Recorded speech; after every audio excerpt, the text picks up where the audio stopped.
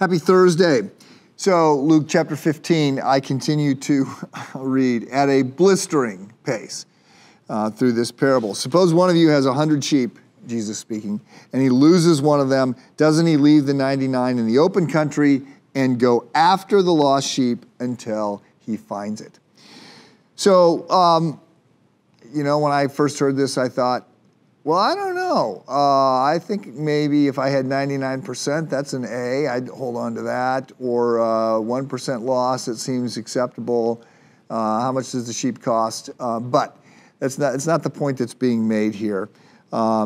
He's talking about, Jesus is the great shepherd, and he's talking about, setting aside the 99 in safety and going out and chasing after the one who is lost, which again, may be you.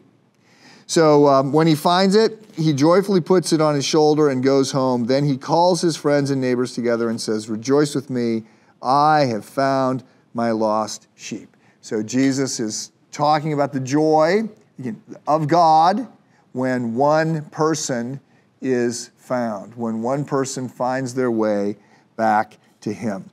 Verse 7, I tell you that in the same way there will be more rejoicing in heaven over one sinner who rejoices than over 99 righteous persons who do not need to repent. Repent means change your mind. We tend to think of it as turning away from sin, and sort of, but technically change your mind. So people that change their mind and turn and go back towards God.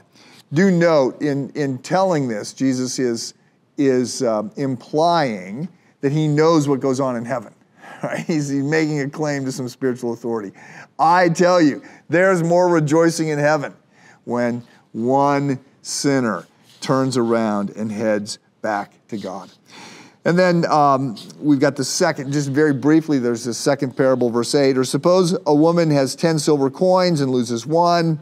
There's some thought maybe this is her dowry.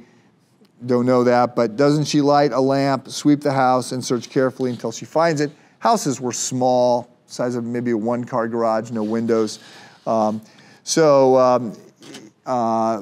Look, she also is excited. When she finds it, she calls her friends and neighbors together and says, "Rejoice with me, I have found my lost coin." In the same way, I tell you, there is rejoicing in the presence of the angels of God over one sinner who rejoices, who repents. So, this is to give us a glimpse of God's heart. We got another parable that we'll turn to next week. It's the lost son or the prodigal son. And it's a very, very powerful, perhaps the most powerful, up there with the Good Samaritan and some others. But all of these to convey God's heart for you. If you are far from God, right, He views you as a lost child. You keep looking for a lost child until you find him. Have a good day.